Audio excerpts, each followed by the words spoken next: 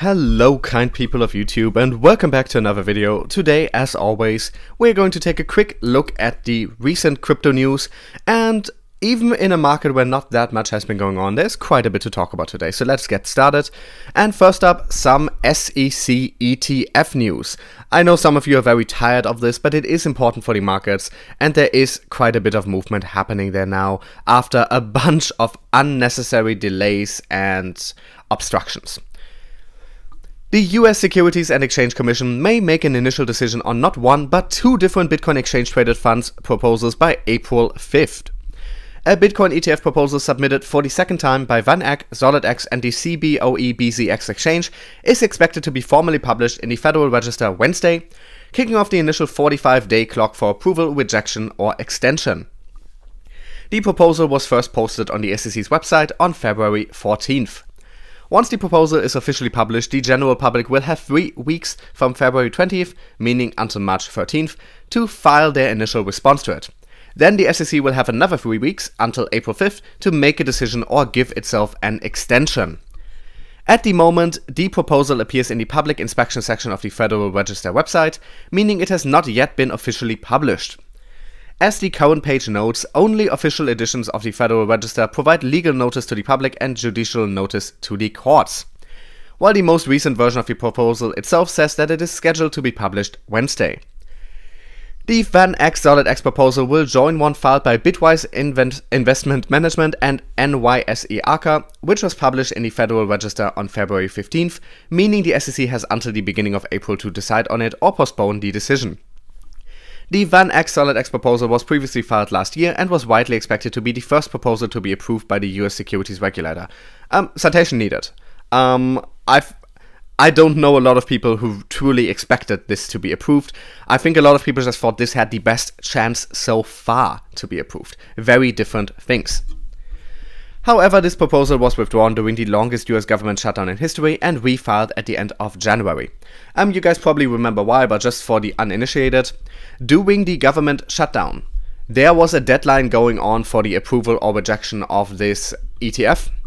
And because the SEC is a government entity, they could not do any work on it during the shutdown period. Meaning if the deadline had passed during the government shutdown, which looked like a real possibility at the time, that means it would have almost certainly been rejected. So they decided to withdraw the proposal and enter it again, meaning it takes many additional months, but at least it won't be rejected on a formality. And that is pretty much all we need to read about here. Now keep in mind, the SEC can give itself an extension on this and has done so in the past on ETF proposals. But considering that this ETF, at least one of these, originally was supposed to come to a decision like now, they probably already had plenty of time to look at it, and I expect them not to use the extensions this time. They already know this very well, they already had time to look at it closely. Now, if this is approved, that of course means a lot of institutional money flowing into the crypto markets, with a lot of people believing that an approved ETF could be what launches a major bull run. Whether that really happens is of course very much not clear, but it seems like one possibility, and that is why a lot of hope is riding on this. Whether they actually end up approving it or not is a completely separate question. I think that looks pretty 50-50 at this point. Continuing on, just very briefly, Coinbase adds Bitcoin Cash support to wallet app. Coinbase of course has been pushing that wallet app for a while now, and they're adding more and more coins to it. United States-based cryptocurrency exchange and wallet service provider Coinbase has added support for Bitcoin Cash to its Coinbase wallet, according to an announcement. The update states that users can now store Bitcoin Cash on Coinbase wallet, adding, "The new wallet update with Bitcoin Cash support will roll out to all users on iOS and Android over the next few weeks." As Cointelegraph wrote in August 2018, Coinbase Wallet was introduced as a rebranding of the firm's open-source decentralized app browser and wallet, formerly called Toshi, which was a terrible name, so I'm glad it's called Coinbase Wallet now. Of course, you have to keep in mind that companies are very much about their brand, about the name. So if you have a large company, if you have a company as famous in the crypto space as Coinbase, a multi-billion-dollar company, you want all your products to be closely associated with that branding. So of course you can't have the wallet called Toshi when you can call it Coinbase Wallet. That is so much better for their branding strategy. But that is pretty much all to say here. Bitcoin cash now on there. Curiously, Bitcoin itself was only added to it recently after it already supported a lot of other cryptocurrencies. It already supported Ethereum and a lot of ERC20, I believe, tokens. That is because Coinbase is heavily involved with Ethereum and has been pushing Ethereum for a while now. Next up, we have some hopeful, maybe a bit too enthusiastic statements from the SBI CEO on XRP's future.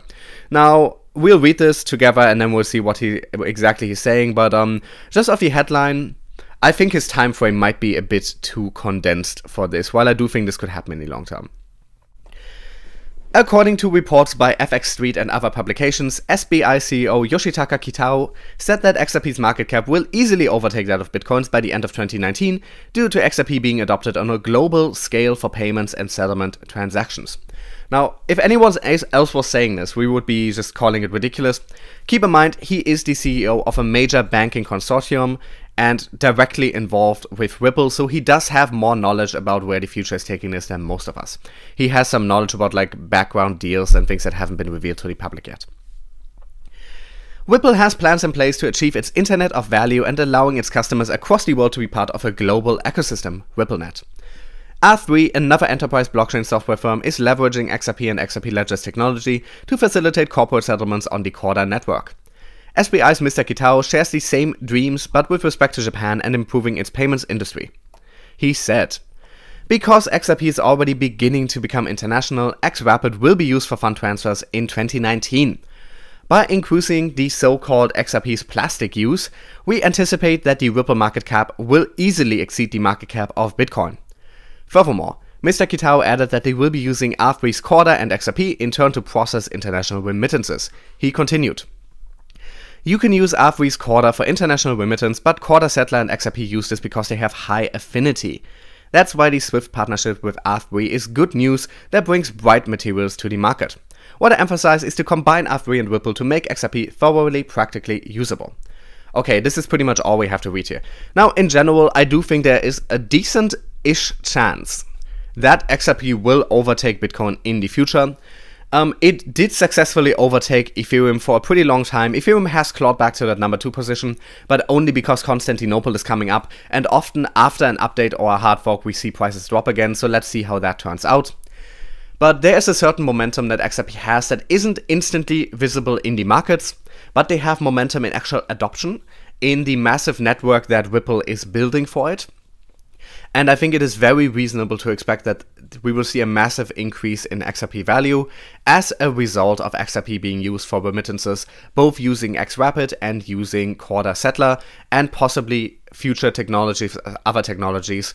We have Swift integration now, we have the R3 integration, we have a bunch of banks signing on to RippleNet, many of them currently using Xcurrent but likely going to change to XRapid in the future using XRP, which will require a lot of liquidity in the markets, which will require much higher prices. However, I think the only way XRP can beat Bitcoin in 2019 in such a short time frame is if we do not hit a bull market. Because if we hit a bull market, Bitcoin will probably just run away from it. We'll just completely escape from XRP. If we don't hit a 2019 bull run, I think it is entirely possible that we will see XRP claw its way to number 1. It will be a hard journey. There will be a lot of resistance, but I do think it's a possibility based off what we know of Ripple's plans, of RippleNet, of R3, of all the things on the horizon. Elon Musk is in the news yet again for talking about crypto, and he seems more and more supportive of it the more time passes, but with some caveats, so let's read this. Elon Musk, founder and CEO of Tesla and SpaceX, has gone public with his belief that cryptocurrency offers an improved alternative to conventional money. In a podcast interview with investment firm ARK Invest on February 19th, Musk talked about his views on the future of his companies and responded specifically to questions about his thoughts on cryptocurrency. To that end, Musk said he believes Bitcoin's structure is quite brilliant, adding, "Cryptocurrency bypasses currency controls, paper money is going away, and crypto is a far better way to transfer values than a piece of paper, that's for sure." Now about that paper money going away part, this differs significantly depending on which country you're in. For instance, in Germany, paper money is still king, but the moment you go over to the UK, everything is card, everything is tap. And the the natural further evolution of that is of course in the direction of crypto. That said, Musk also pointed out aspects of the industry that are keeping his companies from getting involved in using and applying the technology. Speaking to the downsides of cryptocurrency, in the case of Bitcoin for instance, he said he believes its use of a large computing network to secure its ledger is computationally energy intensive. He added that for a company that aims to boost the adoption of sustainable energy, it may not be a good use of Tesla's resources to get involved in crypto. It's very energy intensive to create Bitcoin at this point, he said. Now, this is a very just understandable position for him to have. Tesla is an eco-friendly company. The entire image of the Tesla cars is that they are pretty much the most eco-friendly high-end car you can own. And so for Tesla to move into the Bitcoin space right now would be a major image problem that would reflect very badly on Tesla, because Bitcoin is currently in the news a lot for all the energy it uses. And you can say most of that is renewable, you can bring up a whole bunch of arguments, but the fact of the matter remains that it guzzles up energy. Whether that energy is created in a renewable manner or not, it guzzles up energy that could be used in other ways. And that is a bad look for a company that is all about sustainability. But we can clearly see that Musk himself is a big supporter of crypto, and who knows, we might see integration of crypto that is proof of stake or that is pre-mined instead in Tesla at some point in the future, if the big thing holding him back is the energy intensive nature of proof of work. And last but not least, the new Samsung Galaxy phone will actually have crypto key storage integrated into it. This has been rumored for a while now because we knew about some patents and stuff, but now we have details. The new Samsung smartphone, the Galaxy S10, will include storage for private cryptocurrency keys, according to an official press release on February 20th. Samsung announced the launch of its new phone today in Seoul, San Francisco and London, which includes the Samsung Knox function. Per the press release, Galaxy S10 is built with defense-grade Samsung Knox, as well as a secure storage backed by hardware, which houses your private keys for blockchain-enabled mobile services. And that is pretty much all we need to know here. Now, there is of course always the question how much you want to trust a major technology company like this with your private keys, but it looks like this will be relatively well secured. I would personally wait until security experts have taken a look at the storage they use, at the encryption they use, at all of that stuff. But in general, this will be a big step into mainstream crypto adoption, and hopefully we will see this with more and more smartphones in the future. We already had an HTC phone that has some blockchain support, but not to the same degree, not to the same key storage degree to my knowledge. Hopefully this will be relatively secure, hopefully this will be well integrated with the apps coming with the Galaxy. But this could be a big step in the right direction because Samsung is the biggest, most influential smartphone producer on the planet. A lot of people think it's Apple, but Apple's numbers actually pale in comparison to the number of phones that Samsung is selling around the world. So this is big news for crypto, finally knowing for sure that their new flagship smartphone will include cryptocurrency features, cryptocurrency storage, private key storage. Very good step in the right direction. And that is already all we had to talk about today. As always, thank you so much for watching. If you want to read any of these articles yourself, I will link them all in the description. If you want to follow me on social media, links in the description. And if you enjoy my content, I would really appreciate if you could support the channel, ideally through Patreon, that is in the description, but I also accept one-time donations and have affiliate links to both Binance and to Ledger. So if you need to do some trading or if you need hardware wallets, do use my links in the description, and a small part of what you're paying will go to this channel at no extra cost for you. Thanks for watching, and I'll be back with you with another video very soon.